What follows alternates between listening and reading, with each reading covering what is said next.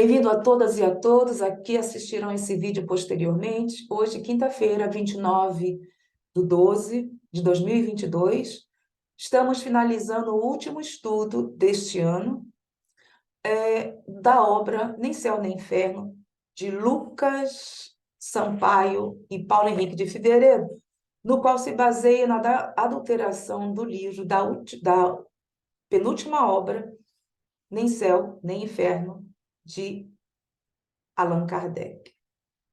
Bom, vamos aqui.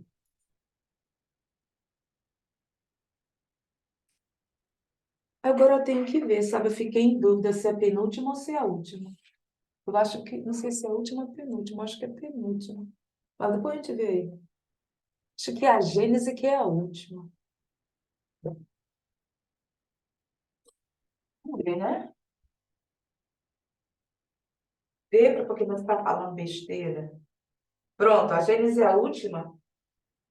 A Gênese é a última, porque foi em 1868 e o Céu e o Inferno, 1865.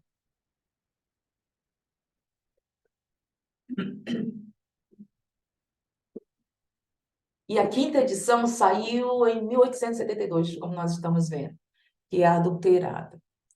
Uma outra coisa que eu estou observando, que eu observei, eu vi rapidamente, não sei se nessa semana que eu estou estudando, preparando, porque nós vamos iniciar. Bom dia.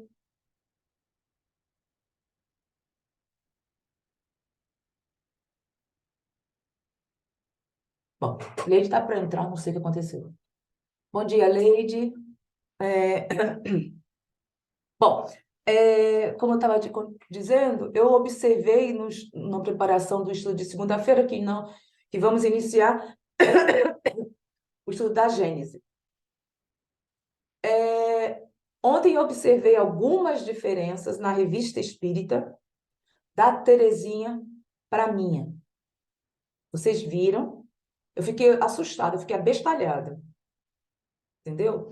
Então, temos que notar se foi também, se tem uma alteração em termos doutrinários. Esta semana, eu estava vendo pela internet, que eu fui buscar alguma coisa para trazer, foi alguma coisa, e eu vi que estava falando também sobre algumas adulterações, mas não sei, e não é comprovado sobre a tradução do Salvador Gentili da Revista Espírita. Isso até agora o Paulo não falou nada. Eu só vi pela internet. Então, falar e comprovar são dois mundos. O que eu realmente fiquei surpresa foi pela diferença na Revista Espírita de ontem. Eu pedi para a Terezinha me enviou só algumas coisas, outras eu não sei o que aconteceu, eu tenho que ver que ela só copiou. E teríamos que ter, vejam só, teríamos que ter também algumas traduções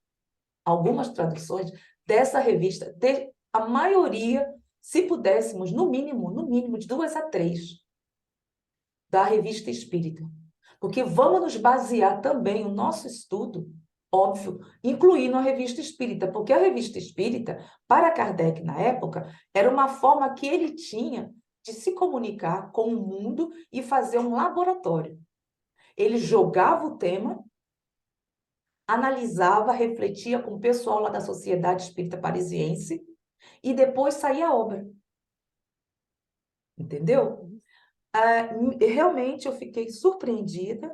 Eu vou ver como foi, não sei se vou analisar, porque às vezes não dá tempo de pegar tantas coisas. Eu tenho só uma cabeça, essa cabeça de 58 anos não é complicado. Bom, mas iniciando, estamos, como eu falei, Leide, para Marinette, nessa indicação aqui da história do golpe, tem uma indicação, aliás, uma nota de rodapé grande, muito grande, de Lucas, que eu não sabia que existia um tal de apêndice. Ele diz apêndice. a gente chama, eu não sei o que é isso em termos literários, e é longo. Leiam, leiam. Eu acho que quando se quer, se pode, sabe, dar-se ou permitir-se ter o tempo para isso, tá? Então, eu vou ver até onde, nós vamos ver até onde vamos dar, se vai dar tempo de vermos isso hoje e adentrarmos a esse apêndice, que se é o número 5, que é a história do golpe. Vocês estão vendo aqui, não é isso, Marinete? Aqui, durante mais de um século, Não, não, a não, não. história do Como eu golpe. estou Em mostrando cima, aí em cima, a para história do golpe. Lady. É. Uhum. Pronto, está aqui, está aqui. Ah, esse é a história do golpe onde nós estamos. E eles têm esses apêndices e é dividido em 5 partes. E na quinta parte consta as obras da codificação espíritas foram alteradas após a morte de Kardec. E é isso, nesse quinto, é que ele está se referindo. Eles são advogados. E Júlio Nogueira, como eu estava falando, estou repetindo para a Leide, é especialista em direitos autorais. Bom, eu ainda. Como é que está a tua voz, Marinete? Ah, Tá dá para boa? ir. Tá, Mais ou menos, mas dá para ir. então vamos dividir, porque a minha ficou, ficou no meu corpo a tosse Uhum. desde o Covid, tive uma recaída e tá dando uma coisinha aqui estranha, sabe? Então vamos dividir, Marinete, para não ficar só com uma, Vamos. tá? Uhum. Pode começar? Por favor. Durante mais de um século, o estudioso é perseguidores do espiritismo conviveram com a notícia da denúncia, feitas pelos mais importantes continuadores da obra de Allan Kardec, quando a adulteração quando a adulteração de Agênesis. A pesquisa historiográficas demonstraram que se tratavam de um fato comprovado documentalmente. Vamos parar por aqui. Agora, tá. Então, eles já sabiam que existia essa adulteração. Gente, pelo amor de Deus, um século.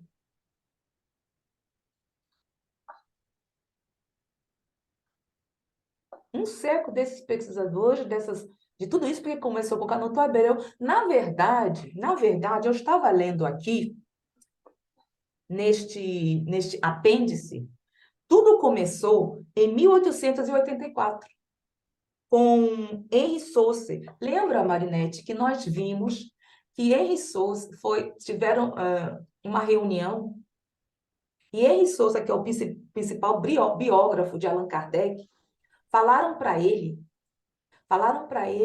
que era amigo do Lemarie? Lemarie, pronto, o negócio quase não saiu agora, Lemarie, que ele havia modificado algumas coisas. Então, o que fez Lemarie?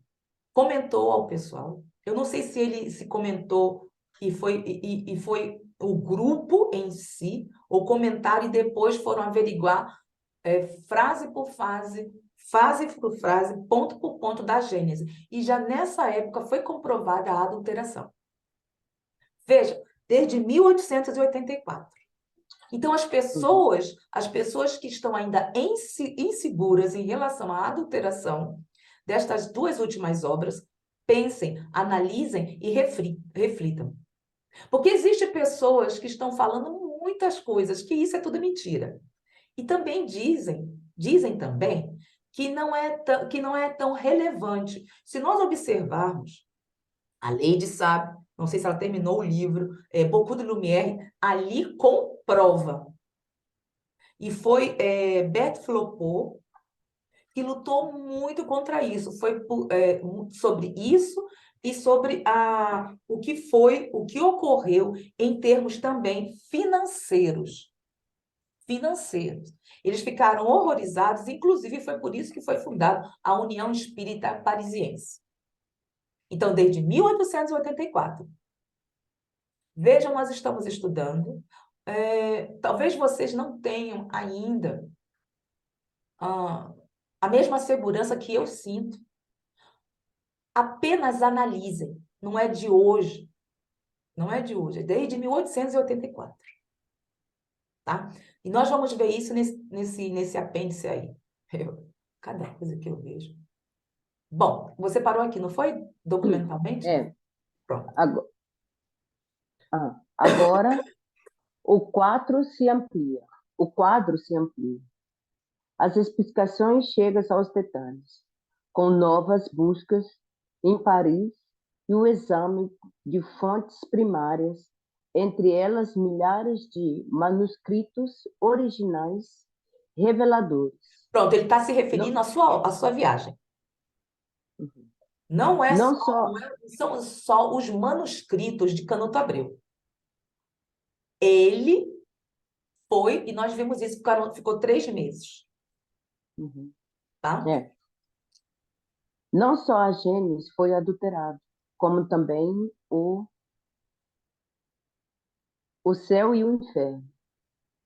As derradeiras obras nas quais Kardec estabeleceu as bases da teoria moral espírita, portanto, a autonomia intelecto-moral como meio para despertar da regeneração da humanidade. Além disso, uma instituição fundamental para a elaboração da doutrina espírita. Revista Espírita foi desviada dos seus propósitos, até mesmo artigos contrários às ideias originais foram E publicados. nós vimos isso, né, Marinete? Uhum, Nós vimos isso que depois, e ainda mais especificamente consta, é um livro fino, sabe, Marinete? Eu mandei já o PDF PDF. para você.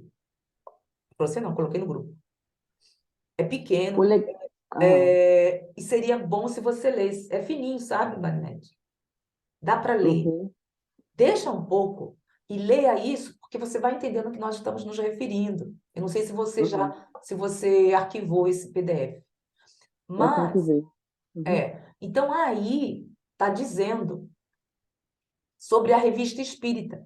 As conveniências, ele faz. Lembra-se que nós estávamos comentando que ele estava fazendo propaganda do próprio, aqueles livros, os 4 evangelhos, lembra? aham, Ele fez isso na revista espírita. E, além do mais, o que ele fez? Ele tinha todos os contatos, se chama dos membros, não sei como é que se chama, colaboradores, não, ai, assinantes, para nós se chama assinantes. Ele tinha todos os contatos desses assinantes e enviou tudo, utilizando a revista espírita, dizendo que seria 3 francos naquela época para que pudesse receber essa. Eu não me recordo, não foi o bloco, uma coisa assim, dos 4 evangelhos de Lemarri. E colocou também essa teosofia. Ele utilizou toda ele usou a revista espírita para fazer o que ele achasse mais conveniente. uhum, Sem contar o que houve em termos financeiros. E consta também no Bocô de Lumière. Pronto, onde paramos? O legado de Allan Kardec foi inescrupulosamente explorado financeiramente por interesses pessoais de seus administradores. E, enfim, a sociedade parisiense se extinguiu, se extinguiu. Não há mais dúvida quanto aos fatos das adulterações das duas obras de Kardec. Podemos assim afirmar, pois tem que passar. Eu só tenho até ali. Aqui. Pois, juridicamente, dos documentos oficiais confirmam esse fato. Pronto. Aí aqui eu tenho Legal. que... Não, peraí. É aqui. É aqui que nós temos que ir para o tal do apêndice. Número 35. É muito importante. Uhum, Então, eu vou lá, viu? tá. Ele vem dizendo aqui, ó. Vide o apêndice 5, contendo análise jurídica sobre os fatos envolvendo as adulterações. Nós temos que ir para lá.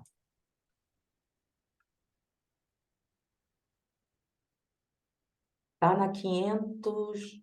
Eu disse aí a página, né? Pronto. Aqui, na 542, no livro eletrônico, tá?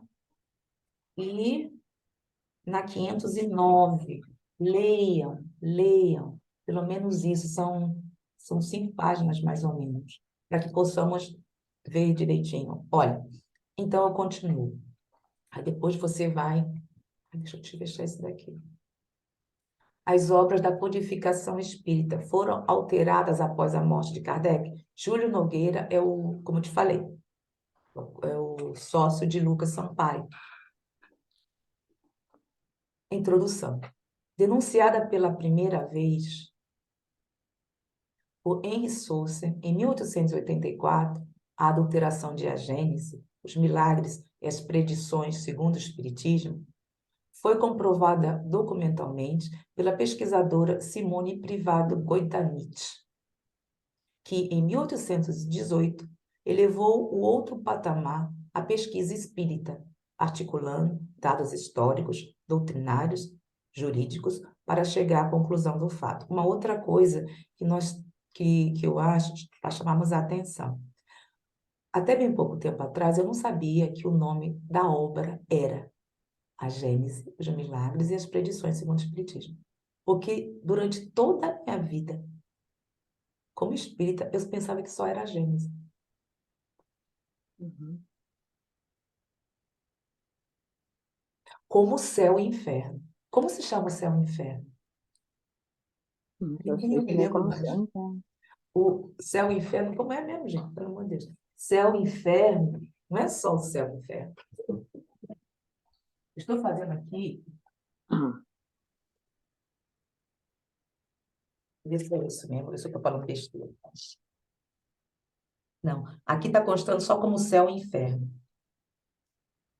Ah, não. Céu e inferno, ou a justiça divina segundo o Espiritismo. Sabia que tinha alguma coisa? É porque nessa obra que eu tenho aqui, é bem pequenininho, não está na capa, está na contracapa. Eu tenho aqui da editora Besorux, que ele não fala, tá vendo? Ele diz só o céu e o inferno. Uhum. Que é diferente quando nós pegamos... deixa eu pegar, para que vocês... Estamos conversando, vamos estudar a Gênese. Cadê a Gênese? Deixa eu ver se eu encontro. Observem se vocês tiverem a Gênese aqui.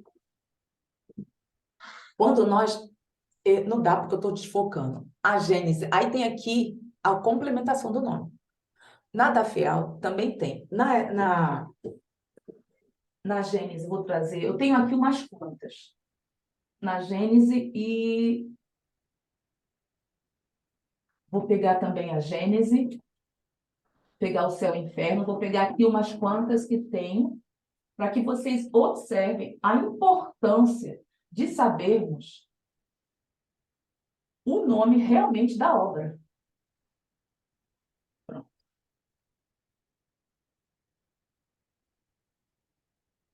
Eu tenho da FEB, Uhum. só tem a Gênese. Vê por que a gente fica limitada? Tenho, tenho da FEB também. Observem que Isso é muito importante. Essa Gênese que eu tenho, estou abrindo. Já na contracapa, eles têm dizendo a Gênese, os milagres e as predições segundo o Espiritismo.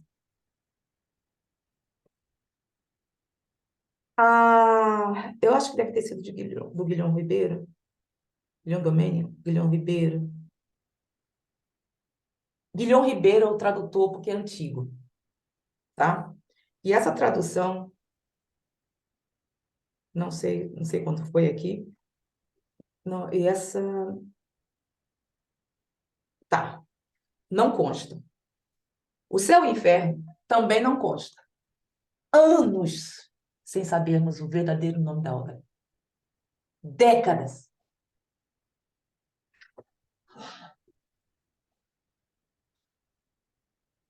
Aqui. Capa, contracapa, aí vem depois da contracapa, vamos dizer contracapa também. Aí sim, o céu e o inferno, ou justiça divina segundo o Espiritismo. Mas a capa não tem.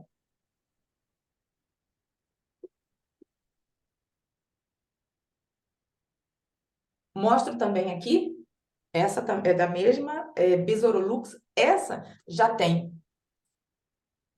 aqui embaixo. Os milagres e as predições segundo o Espiritismo. Uhum. Então, observe que nós temos que nos determos. Tem outras aí, viu, gente? Nos determos a importância do livro. Qual o nome da obra? No céu interno? Não, de ambas. A Gênese, os milagres e as predições segundo o Espiritismo. Não é só a Gênese. Eu estava conversando ontem com Petra, quando eu falei falei o nome completo, ela não sabia que era a Gênese. Eu estava sabendo porque eu estou preparando. Uhum.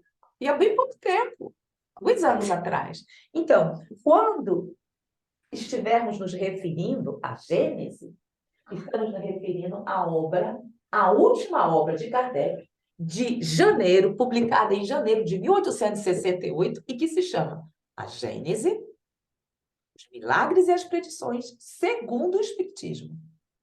Por que isso é importante? Porque, sabendo o nome, vamos entender aos poucos no que a obra está se referindo. Uhum. Como se chama o céu e o inferno? A justiça divina segundo o Espiritismo. É porque muitas vezes tem gente que Ou a fala que não justiça fala. divina segundo o Espiritismo. Uhum. E isso vamos aprender na segunda-feira, desde o início. Doa quem doer. Vamos aprender, vamos analisar a obra que eu não fiz aqui. Eu não me recordo se nós vimos, eu acho que não, viu, Marinete? Eu acho que nós não vimos o sumário. O sumário significa o índice. Eu não sei se nós vimos isso, eu não me recordo. Nossa, Maria. Que Não. deveríamos fazer em qualquer obra que está sendo ou que é estudada. Entender, por isso que eu estou fazendo isso aqui, cada vez que vamos estudar ou ler, ir para o índice, ler ponto por ponto, analisar, porque quando nós estivermos em dúvidas, por exemplo, céu, inferno, aonde vamos procurar? Em que obra vamos procurar? De Kardec. No céu e inferno. Ou a justiça divina segundo o Espiritismo. Uhum. Quando estiver falando sobre astrologia, sobre a parte do bem e do mal, não, que é da formação do homem, os princípios fluidos, vamos procurar na Gênese.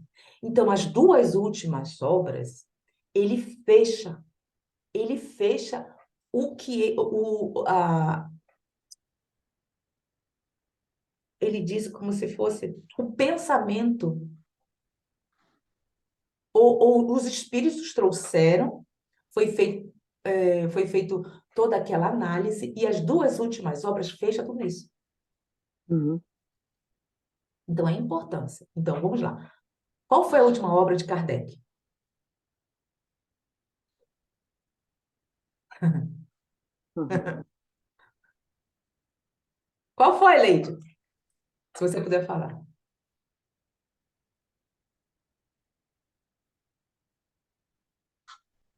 A Gênese, os milagres e as predições segundo o Espiritismo.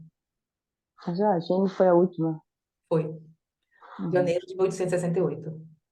A anterior a ela é o céu e o inferno ou a justiça divina segundo o Espiritismo, 1865.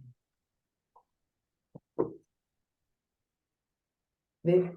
Então, alguns livros trazem esse aqui, que é as datas. Isso também é muito importante, Uhum. certo? Bom, confirmando, foi interessante que também o Céu e o Inferno foi em janeiro a publicação, observe, ele fez a publicação também em janeiro de 65 e é, a Gênese, os Milagres, as Predições também em janeiro de 68. Vê? Bom, vê como é importante tudo isso? Vê, isso nós não aprendemos. Eu tenho 58 anos. Iniciei o estudo algumas décadas atrás. Ninguém nunca havia me dito que deveríamos começar pelo índice para entender do que a obra está se referindo. Por isso que nós nos perdemos quando se faz uma pesquisa, um estudo, não sabemos aonde procurar. E nos acomodamos, se vai na internet. E mesmo quando se vai à internet, tem que se ter os livros, porque ontem eu fiquei assustada com a diferença que existiu. Feito isso, vamos lá. Onde paramos mesmo, minha flor? Nós paramos em 2018. Foi no ponto, não foi não? Ponto final? Foi no Isso. ponto de 2018.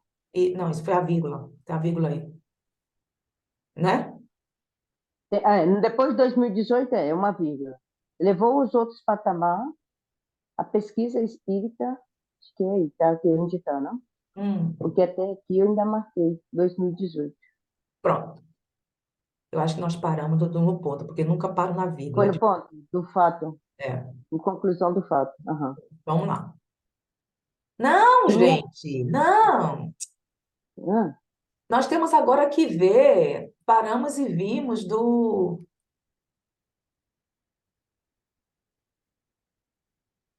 Estamos no apêndice 5, conclusão uhum, do fato. Pronto, agora sim, vamos lá. Agora, de minha parte, em todas as manifestações anteriores sobre questões ligadas às adulterações realizadas na obra de Allan Kardec, ou sobre a análise que fiz sobre os estatutos da FEB. Na maioria, todos os centros espíritas, todas as instituições, existe estatuto ou um estatuto. É diferente em termos jurídicos, legais, que aqui na Suíça, não sei na Alemanha. Lá nós podemos abrir um centro espírita normalmente. Aqui não. Aqui não rege essa lei. Você teria que vir na Alemanha. Na Suíça, porque eu estou comentando, a nossa realidade é outra. Aqui na Suíça, não se pode abrir centros espíritas. Se abre como se fosse Verein. aham, Ou então, associação ou uhum, associação. Não podemos abrir. Não podemos abrir. Então, a uhum, realidade é diferente. Vou parar aqui, vou no ponto, para depois retornarmos a essa nota de rodapé, tá certo? uhum. Aí se Estatutos da você Fé. vai, Oi? se você vai na internet, você encontra também esses ferramentas debaixo assim, de centro espírita. Aqui na Europa é assim. Aqui nós não podemos abrir como centro espírita. Só se abre Ferraim e nós é que colocamos O centro o espírita. nome, entendeu? Uhum. Mas está lá, juridicamente, como Ferraim. Detalhe, o NEC não é um centro espírita grande. Os centros espíritas conhecidos, grandes, como Winterthur, St. Gallen, são eu O acho que ela já Francisco, né? passou Eu acho para também. a associação. Eu não sei como é, porque houve também, você pode passar. Mas o que acontece? Para o NEC, não é pequeno, porque você vai ter que pagar, como é que se diz? Imposto? Impostos. E aí vem, sim, uma pessoa que controla toda a parte financeira, Uhum. E a contabilidade, né? que é a contabilidade. Mas isso é de cantão para cantão também. Aí muda muita coisa. Ah, ok. Suíça, não sei se é Alemanha, aqui é de cantão para cantão. Eu não sei a Uhum. Alemanha. Cada cantão suíço, ele é independente. Eu não sei na Alemanha como é que é, Maria Helena, ou Ok. Maria José, ou Marinete, Uhum. tá? Aí. Tanto que em alguns cantões aqui, não o feriado, por exemplo, de dia 26, se tiver nacional aqui, nesse caso. Mas existe alguns feriados na parte que é católica para, como é que é o nome? Protestante. Uhum. A Alemanha é mais protestante, né? Na Alemanha é mais católica. É católica, é Uhum. católica. Pronto, vamos lá. Dediquei-me com amplos recursos a uma análise estritamente jurídica.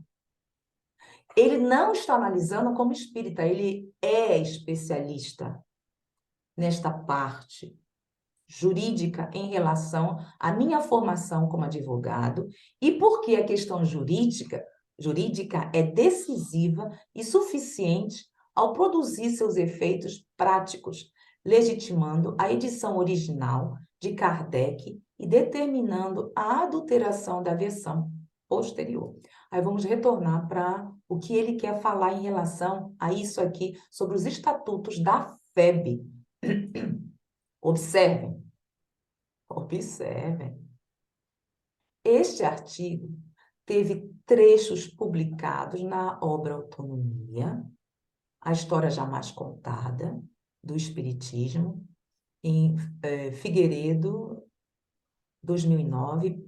Aí temos que entrar, analisar e refletir, demonstrando a inserção ilegítima da obra de Gusteng, detrator de Kardec, nos estatutos da Federação Espírita Brasileira desde a primeira metade do século XX. Aí eu pego a autonomia, eu estou estudando faz um tempo, vou lá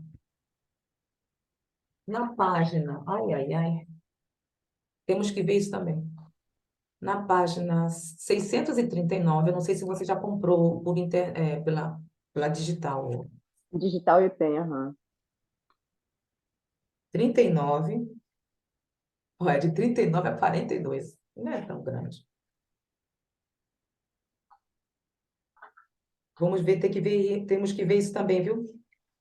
39 a 60, a 42. 42. Interessante.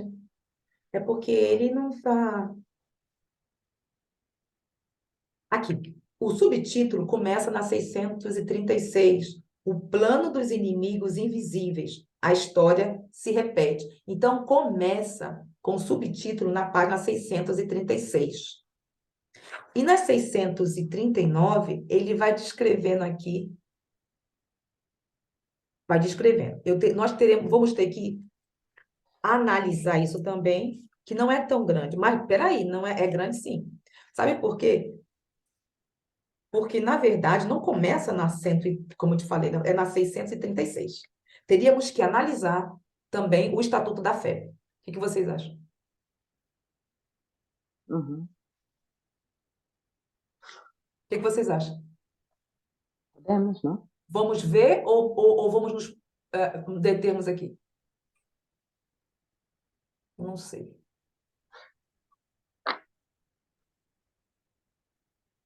Bom, se nós estamos estudando, ele está se referindo, eu acho que nós temos que saber sobre o Estatuto. Vamos terminar, porque é grande, Uhum.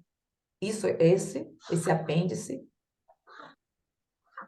senão nós vamos nos perder. Então, vamos terminar aqui, então. Não, é esse aqui, porque é muito grande, é grande, é grande, é grande. Não vamos terminar hoje, não, tá? Da febre. Então, tá. Então, teríamos que ver isso aqui posteriormente. É muito grande, gente. Uhum. Bom,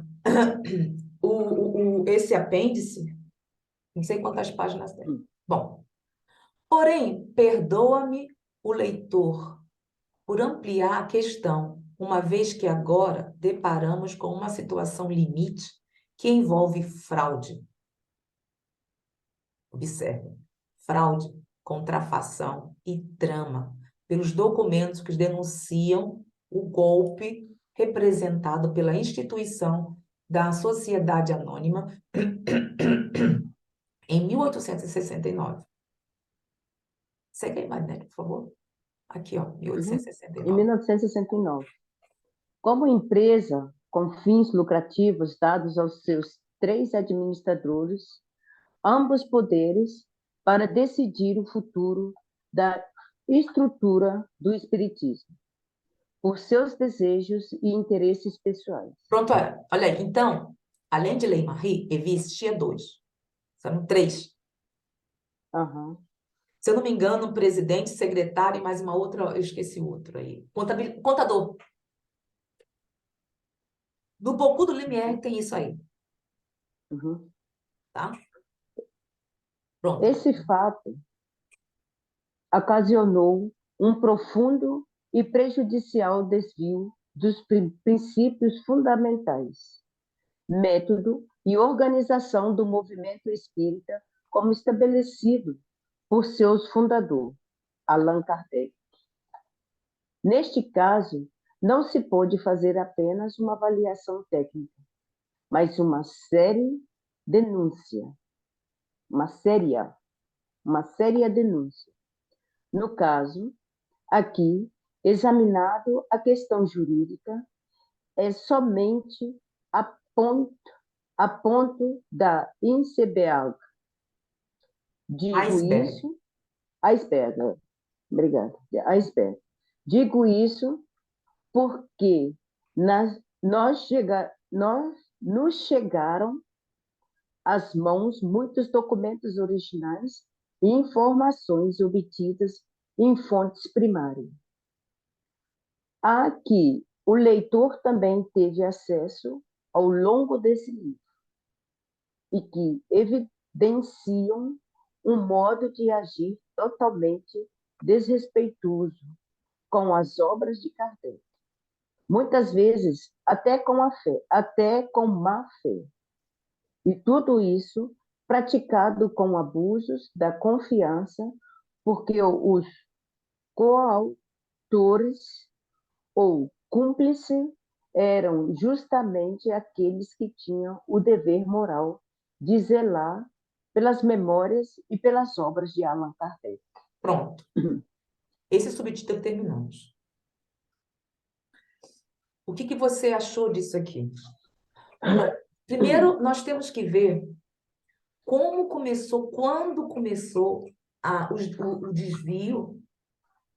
Na verdade, bom, a FEB mudou o seu estatuto na década de 20,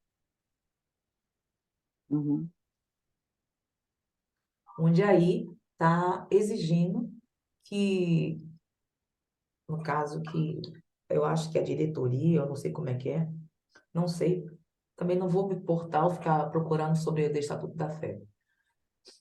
Em um dos parágrafos do estatuto consta esse dever da diretoria em estudar os quatro evangelhos de Rusteng.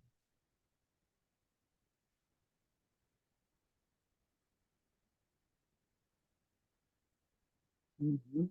É grave. Bom, eles sabiam isso? Sim, sabiam. Sabiam Pode que ser que desde, era consciente. sabiam que desde 1800 e pico, que nós vimos aqui, 89, O principal biógrafo de Allan Kardec, Henri Sauce, já denunciou isso. Porém, como nós vimos, eles faziam desenvolvimento mediúnicos e tinham rituais. Você lembra? Até que você falou, poxa, mas peraí, Zé, isso aí é... Como é que é o nome que você falou? Um negócio aí. Foi por isso, Sim. foi por isso, foi por isso que começou essa coisa de dizer que o protetor espiritual do Brasil é o anjo Ismael. Agora eu entendo. Porque vinha nome de santos e eles recebiam, supostamente até Kardec ele recebeu. Aí não tem lógica. Observe Hum, isso. Vai ter lógica Kardec vir para um grupo de pessoas que está estudando quatro evangelhos feito por ele próprio. e que fazem reuniões mediúnicas cheia de dogmas, cheia de rituais. Se nós utilizarmos a razão e a lógica, não tem muita lógica nisso, não. Eu não creio, observando o que eu estou estudando hoje, que Kardec ia se meter nisso, não. Porque quando ele estava encarnado, ele nem quis pessoalmente conhecer o Lemarie. Uhum. Então, questão de sintonia é inviável. Aí entra, gente, uma fascinação coletiva, ou do grupo. Por isso que nós falamos, eu vou repetir. Tudo vai depender da sintonia de um grupo, não importa do que seja, de que religião. Como está a sintonia, como está a união, como está a fraternidade, porque é a base. Quando nós estamos no caminho, focados, se nós nos deixamos levar porque nós temos as nossas quedas, se aproveitam de tudo isso para desviarmos, não só, isso vai ser, é gradual, e isso ocorreu na fé, de uma forma onde a instituição domina mundialmente as obras de Allan, as obras referentes ao espiritismo, porque tem os direitos autorais. Ninguém pode ficar publicando as obras de André Luiz se não tiver a permissão de André Luiz, de Chico Xavier, se não tiver a permissão da FEB. Pode? Não pode, porque nós estamos estudando aqui. Então, é uma instituição rica. E aí houve também algumas alterações dentro, inclusive, que nós vimos que Chico Xavier, já conversamos sobre isso, por isso que ele, posteriormente, não quis mais fazer publicações da FEB. Ele se retirou. Ele não quis. Ele falava, a febre dá febre. A febre, não, a febre me dá a febre. Se Chico Xavier falava isso, porque tinha, quando soube, e viu, e comprovou, e sofreu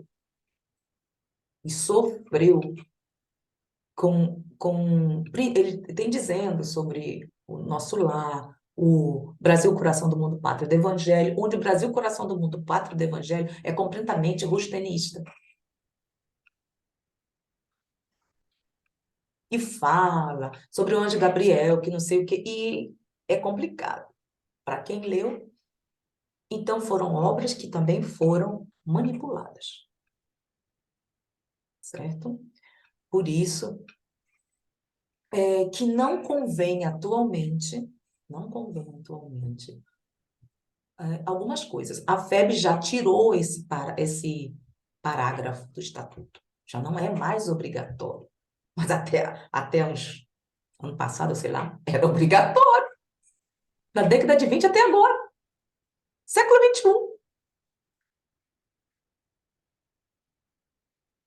Imagine quantas décadas estamos aprendendo, lendo livros que não tem nada a ver. É por isso que, mundialmente, nós espíritas estamos falando coisas que, na verdade, não têm o bom senso de Kardec. Nós não estudamos mais Kardec, estudamos obras mediúnicas. Obras mediúnicas supostamente são espíritas, sim, por causa da parte de psicografia. Mas o conteúdo doutrinário foi alterado. Bom, agora, você lê, por favor? O ataque dos refratórios. Refratários. Refratários. Do ponto de vista histórico, os fatos Você sabe demonstraram. o que significa refratários? Porque eu não sabia, não. Porque Não, não sempre se dizia assim, espírito refratários, é que persiste no erro, Hum, tá? uhum, Pronto. Do ponto de vista uhum. histórico. Do ponto de vista histórico, os fatos demonstram não só que os professores Rivaí, em diálogo com, com os espíritos superiores, conheciam as tramas para prejudicar e desviar a proposta espírita dos seus legítimos trilhos, como também previa que as ideias literárias, as quais Libertárias. libertárias, as quais se associava enfrentariam uma guerra provocada pelos indivíduos refratórios. Refratários. Você lembra que nós vimos isso? De novo, São refratórios. refratários. Você viu que o São Luís, o Kardec, quando estava fazendo aquela viagem, ele perguntou sobre Le Marie e ele disse que falou sobre o orgulho dele. Também ele sabia que ia desencarnar, tinha noção, ele sabia de tudo. Só que não podia fazer nada. Não podia fazer nada. O pior foi que, como ele morreu repentinamente, ele sabia que ia morrer, que ele teria pouco tempo para poder elaborar toda a doutrina espírita. Ele tinha os seus projetos, mas o que ocorreu? Ele não fechou, porque foi repentino, ele teve uma arritmia, não. Esqueci. Um negócio no coração. Foi infarto que ele teve. Cardíaco? É, teve um Infarto negócio. cardíaco? Hã? Cardíaco? Mas tem um nomezinho da parte que cardíaca, mas infarto. Pronto. Então, por isso a importância de nós trazermos para os nossos dias também de nos autoproteger. Nos autoproteger com documentos, nós moramos aqui, você sabe que isso por a punho se faz, você sabe, né? Que aqui é lei, tudo que se deixa escrito a punho é lei, e se vai seguir a nossa vontade. Isso ocorreu que eu não sabia, na morte dos meus sogros, eu soube isso. Então, ele não, eles tinham, o Kardec tinha planos, mas não tinha nada escrito. Foi como repentino. A arritmia, então, ele não pôde proteger o patrimônio financeiro e não pôde ser feito o que ele queria fazer, aquele asilo para os espíritas que eram que eram pobres, o museu que foi todo destruído, foi queimado os documentos de Kardec. O armário que continha esses que estava com esses documentos desapareceu. Foram vendidos esses documentos. Isso que chegou aqui, que ele está se referindo, esses originais legítimos, é um dos, pouquinha coisa em referência, no que se não condiz, em mais de, no total foram 14 a 15 anos de estudo. Foram milhares e milhares e milhares e milhares. Pessoas, pesquisadores particulares compraram esses originais. Observe que Canuto Abreu está na mão lá do SEDOC, e tem outros pesquisadores particulares que nós vimos, lembra daqueles autores do Bocuse de Lumière? Eles também têm originais, e está por aí. Um dia vai chegar outros. Ah, o Charles Kempf também conseguiu comprar alguns originais, outros a maioria ele escaneou, então você vai ver, vê aí. Espero que apareça aí na Alemanha, realmente outros, eu tenho certeza, outros originais de Kardec. E deveria, mas como a Alemanha ganhou a França na época, ela tem direito sobre tudo isso, legalmente falando.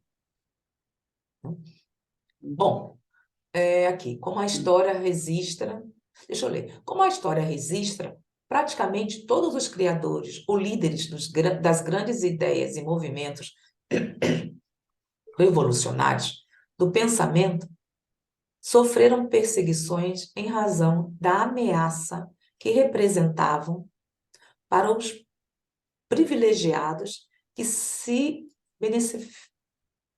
beneficiavam das injustas estruturas de poder. É óbvio. Era muito dinheiro que estava envolvido isso. Porque Rustem deixou isso escrito, deixou um testamento, deixou toda a fortuna para a divulgação dos 4 evangelhos para ai, com o advogado dele, eu esqueci o nome, que nós vimos, lembra? Uhum. Ganhou um bom dinheirinho com isso. Foi com isso que comprou, entre aspas, René Marie. Uhum. Isso em detrimento das massas por eles controladas.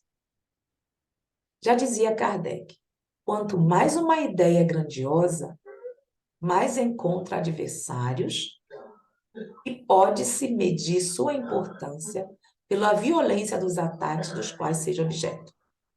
Observamos hoje em dia, entre nós espíritas, que isso tudo é novo. Quantos espíritas ainda não sabem de tudo isso? E ainda estão estudando obras adulteradas. Uhum. Também é Muita gente conveniente, não acredita. é mais fácil. É mais fácil Uhum. ficar em tudo isso. Porque vou te dizer uma coisa, eu que o diga. Não é fácil você remar contra a maré, não. Você fica praticamente sozinha fisicamente. Mas eu estou consciente disso. Eu estou Uhum. consciente. Sei da minha tarefa. O NEC é o primeiro centro espírita, pelo que até agora, da Europa, que está estudando isso. Pelo que eu saiba. Certo? Uhum. E que está estudando a obra de Paulo Henrique de Figueiredo, Paulo, não pelo Paulo em si, respeito, mas o documento, os fatos que está vindo à tona em relação aos documentos. Isso sim que me importa. Pois a força do espiritismo que incomoda seus adversários, presos aos dogmas e aos interesses do poder, reside justamente na moral da liberdade, pelo qual o homem deve prestar contas à sua consciência, não dependendo de sistemas, normas e instituições, quando estas não respeitam as leis morais. Isso aqui é importante sobre as leis morais, que está se referindo às leis morais são 11 ou 12, leis morais ou divinas do Livro dos Espíritos. Nós estamos muito, em vez de estarmos nos detendo sobre isso, esquecemos justamente da obra, da moral espírita, e estamos utilizando outros livros e nos baseando por livros psicográficos para estudar dentro do centro. E esquecemos da base moral da doutrina espírita. Era natural que o espiritismo, como campeão absoluto da liberdade de consciência, sofresse diversas campanhas contrárias. Inicialmente, atacaram-no abertamente, o que permitiu sua maior difusão. Aí sim vemos na Revista Espírita, que já comentamos sobre isso. Mas foi na surdina que foi adulterada a Gênese. Mais tarde, os inimigos perceberam que era necessário mudar a estratégia para atuar na sombra. Não foram poucos os alertas dos espíritos e de Kardec na Revista Espírita acerca dessas ameaças, como ele afirmou justamente num trecho suprimido, olha aí, gente, suprimido de A Gênese original, sobre as ideias novas e progressistas apoiadas pelo Espiritismo. Eu enviei no grupo, consta lá, alguns, alguns trechos que foram alterados da Gênese. Para quem estiver interessado, lá consta, tá? Entretanto, e não é de zero, não tem nada a ver, viu? Foi, foi um de estudo do pai de Cristina Sarraf. Isso décadas, mais de 40 anos. Começou com o pai dela. Ela está há 40, imagine. O pai dela começou tudo isso, pesquisando e observando essas diferenças. Então, estamos falando aqui de fatos. Há, entretanto, os que são essencialmente refratários a essas ideias, mesmo entre os mais inteligentes, e que certamente não as aceitarão, pelo menos nesta existência, em alguns casos de boa fé, por convicção, outros por interesse. É verdade. Você imagina o que é você jogar todos os livros que um centro comprou em sua livraria fora?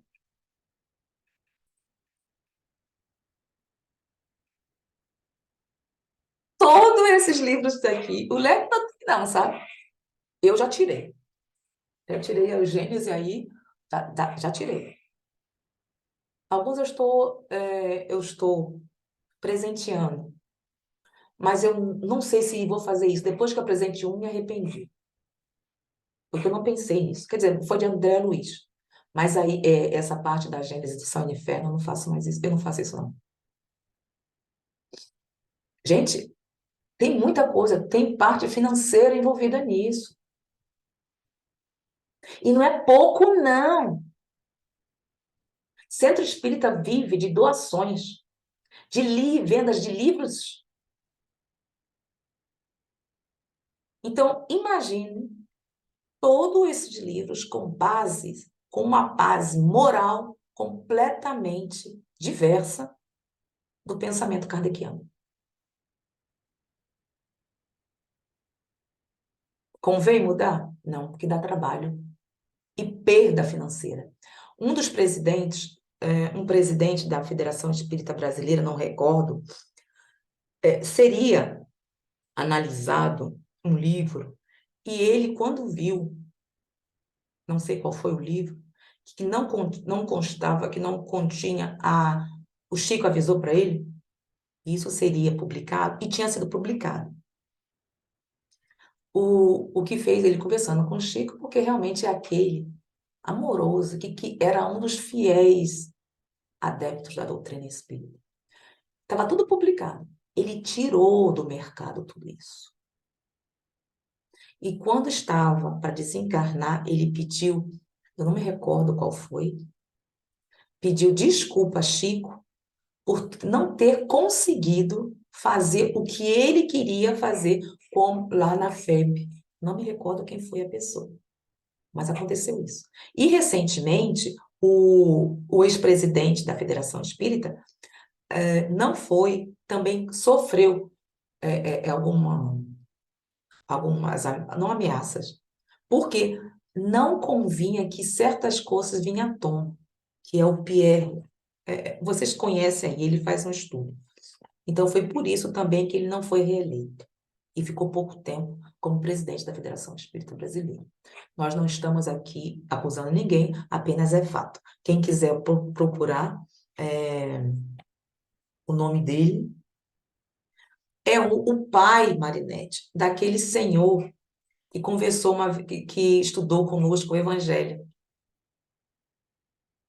E nós falamos, lembra, sobre... E ficamos todo confuso. Eu vou procurar Perry, que falou sobre o espírito da verdade ou de verdade. É o pai dele. Ele foi ex-presidente da FEB. Tem aqui o nome dele.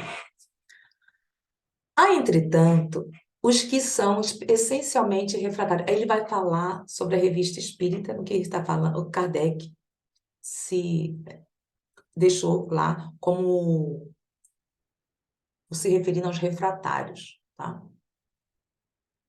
Há, entretanto, os que são essencialmente refratários a essas ideias, mesmo entre os mais inteligentes, e que certamente não as aceitarão, pelo menos nessa existência, em alguns casos de boa-fé, por convicção. Ah, já lemos isso, por convicção ou por interesse. Ah, terminamos aqui, eu acho. Paramos aqui.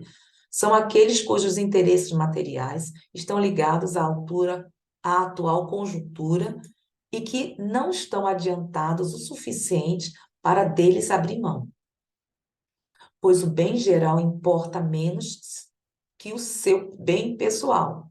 Ficam apreensivos ao menor movimento reformador. A verdade é para eles uma questão secundária, ou melhor dizendo, a verdade, para certas pessoas, está inteiramente naquilo que não lhes causa nenhum transtorno. Todas as ideias progressivas são, de seu ponto de vista, ideias subversivas e, por isso, dedicam a elas um ódio implacável. Lhe fazem uma guerra obstinada. São inteligentes o suficiente para ver o espiritismo um auxiliar das ideias progressistas e de elementos da transformação que temem. E por não se sentirem à sua altura, eles se esforçam por destruí-lo. Caso julgasse sem valor e sem importância, não se preocupariam com ele. Kardec, na Revista Espírita de 1868. Só que ele não diz aqui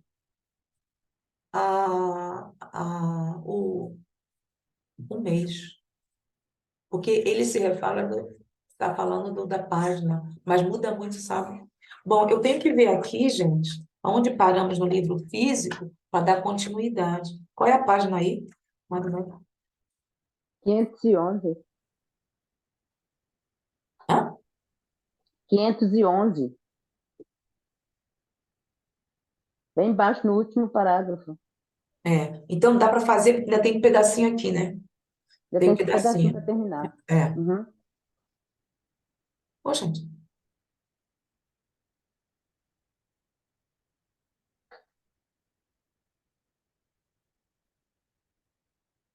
Nós estamos aqui, ó. Portanto, as Lê, questões por favor, jurídicas. Marinete.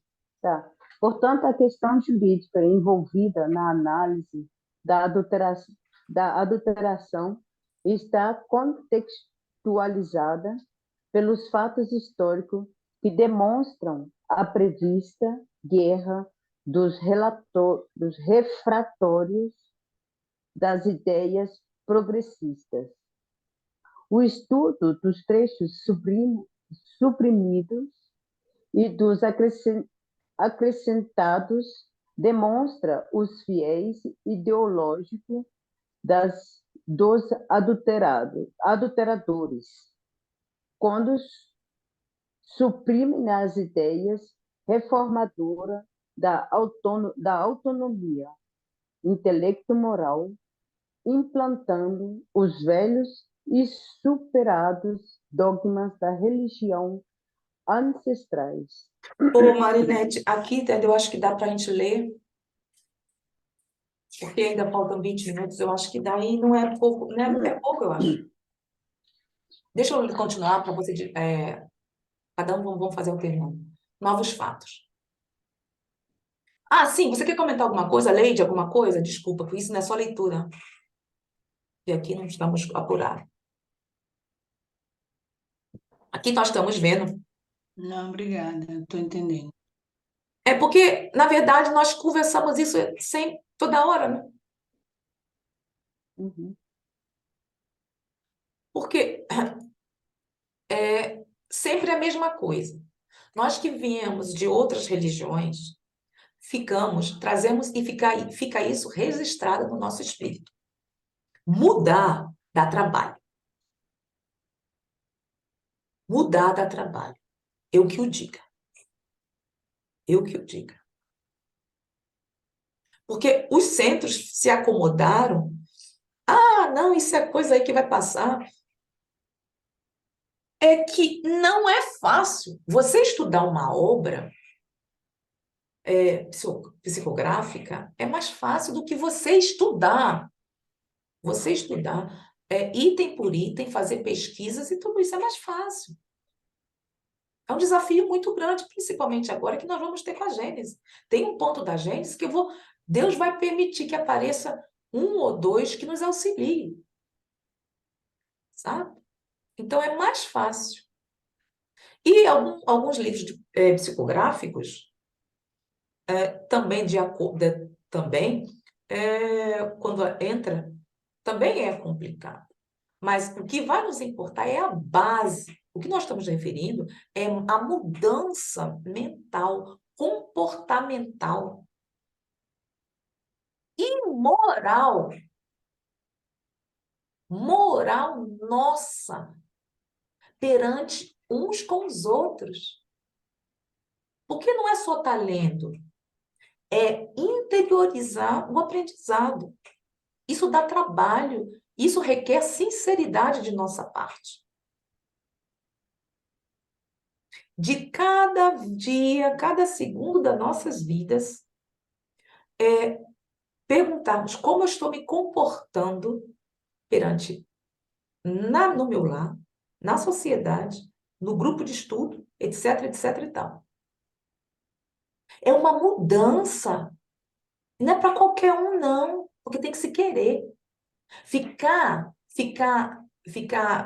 preso ou presa em conceitos por nós já formulados é muito fácil. É cômodo. Então vamos refletir sobre isso. O que queremos? Ficar na comodidade ou enfrentar a nós mesmos? Novos fatos. Já se viu por seus manuscritos que Kardec estava elaborando alterações em suas duas obras conclusivas. Observe, nós não temos só de Canuto Abreu. Não é, peraí. Nós temos esses documentos de Allan Kardec também, cartas que ele escreveu para Amélie e outras coisas mais.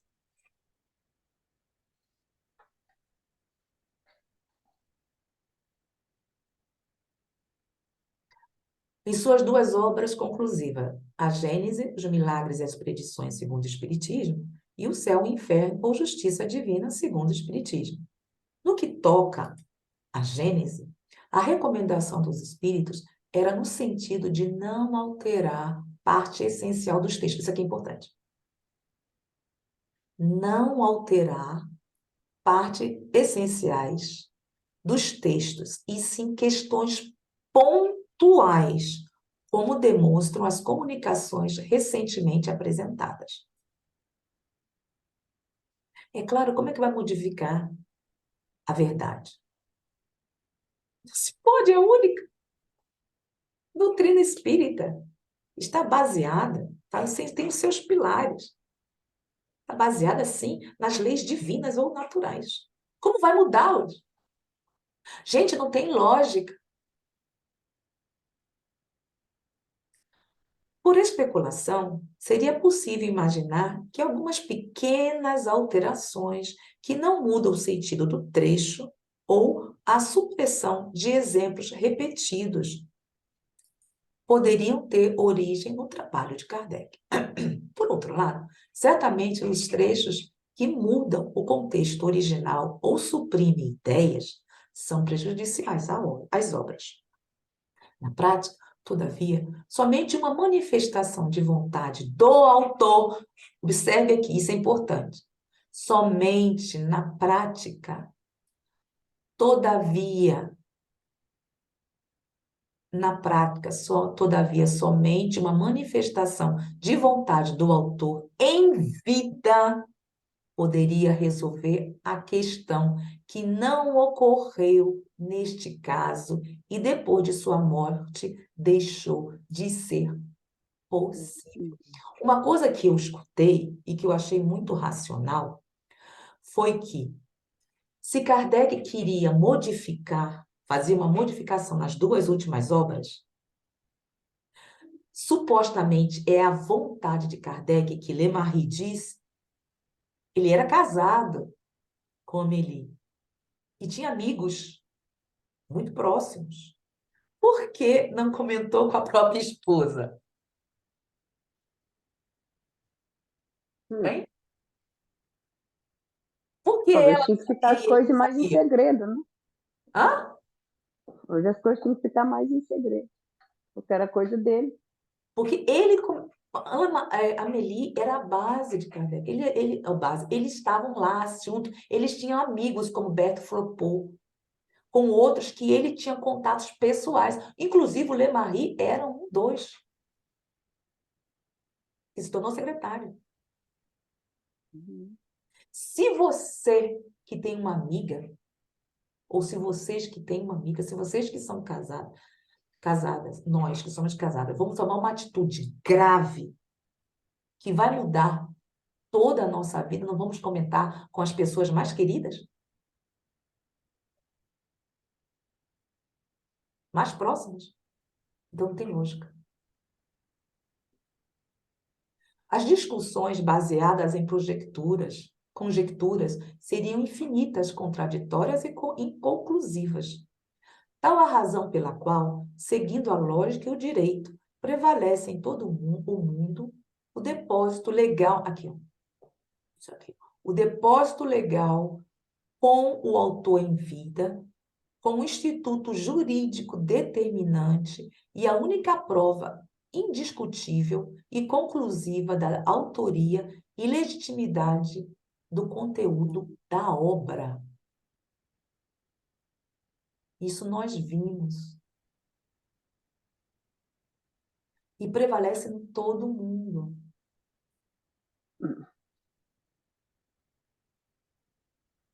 Mas existe ainda outros indícios que corroboraram o nexo causal dos prejuízos das adulterações. Como vimos, ocorreu uma grande mudança de rumos quando da criação de uma empresa denominada Sociedade Anônima em 3/7/1869 para atuar como editora das obras de Kardec. E passou também a ser dona da livraria espírita, dos direitos sobre os livros, da lista de assinantes, aí tá, da Revista Espírita, e tudo que estava relacionado à produção cultural espírita, até então realizada por Kardec, na sua fase de elaboração do Espiritismo. Isso aqui é muito importante.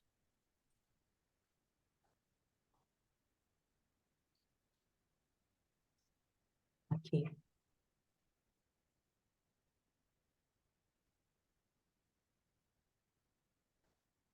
Então, eles eram donos, se tornaram donos quando ocorreu tudo isso. Na verdade, foi fundada por Amélie Baudet. Só que quando Kardec morreu, estava ali, né? Eles fizeram na surdina muitas coisas que a própria Amélie não sabia. Eles tinham obrigação de entregar a Marie como se chama, gente? Quando a pessoa é hereditária, não, quando recebe. Você é casada, aí você tem direito de receber Herança? herança. E tinha, e tinha, é, estava escrito isso. Então, ele teria que, durante, não sei, eles fizeram um acordo para que ele falasse, antes de qualquer atitude, eles tinham que estar comentando com os assinantes, um número grande de assinantes, e com ela. Então, como esses assinantes moravam longe, que fazia parte também da diretoria, eles mandaram por punho, como se fosse. Ai, gente, como é que. Quando a gente envia para o Brasil, quando quer fazer alguma coisa, porque nós estamos aqui, procurações. Hum, Então, a maioria desses assinantes mandaram procurações para esses diretores. E eles estavam lá fazendo o que queriam.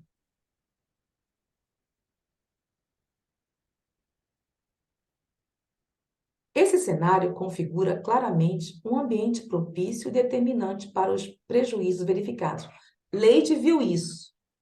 No Bocu do Lumière tem contando tudo isso. Isso aí é um Vi documento. sim, vi. Oi?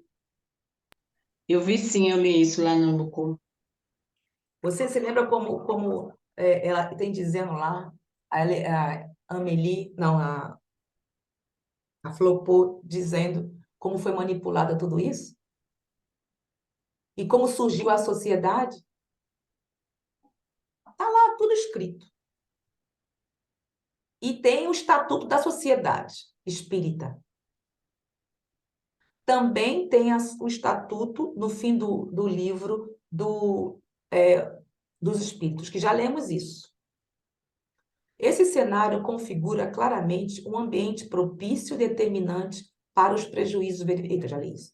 Os próprios manuscritos recentemente descobertos de Allan Kardec e outros documentos dos cartórios revelam-nos que a criação desta sociedade anônima, sua gestação, seu estatuto, contrariam radicalmente os planos que estavam sendo elaborados pelo próprio Kardec para a sua sucessão, e principalmente para gerir as obras e os rumos do Espiritismo após a sua morte. Também está em Bocu do Lumière, e além de estar em Bocu do Lumière, está nesses documentos originais. A sociedade foi declaradamente criada, afirmam artigos publicados na Revista Espírita de 1869, porque se desejava dispensar as antigas editoras das obras de Kardec e publicá-las por uma empresa própria. E, de fato, foi a partir de julho, meses após a morte de Rivail, que essa nova editora, Livrerie Spirit, passou a publicar diversos títulos de Kardec, dentre eles as edições depositadas e adulteradas de O Céu e o Inferno, em julho de 1869, e a Gênese, em dezembro de 1872. Isso foi após, claro, porque quando desencarnou Kardec? Em abril de 1869. Ou foi em março? Dia 31 de março. Dia 31 de março. 31 de março de 1869. Vale antecipar que o direito autoral não permite que pessoas jurídicas como essa sociedade anônima alterem criações humanas. Enfim, como nunca houve confissão alguma relacionada à autoria e à motivação das adulterações, o que há são o direito e as provas oficiais que determinam juridicamente os ilícitos, ou seja, que está contra. Bom, é grave. É por isso que nós estamos aqui estudando. O que vocês acham de tudo isso? Eu vou fechar aqui, eu vou sair.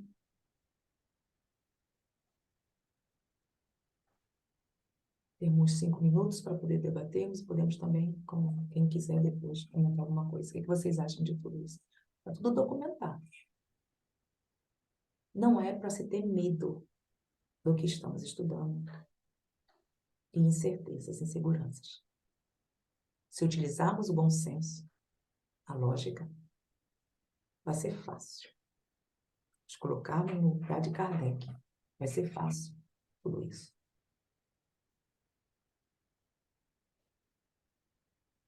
Uma coisa? Leide? Ué, então eu vou parar aqui a gravação. Agradecemos a todos e desejamos de todo o nosso coração um ano novo repleto de energias positivas, encorajadoras, para que possamos seguir com a nossa existência baseadas naquilo que estamos realmente aprendendo. O senso kardeciano, a sua simplicidade e fraternidade que ele tinha para com todos, inclusive auxiliando e tirando do seu bolso para auxiliar, para ajudar os mais necessitados, seus amigos mais próximos, como o próprio Lemarie. Beijo no coração. Feliz ano novo.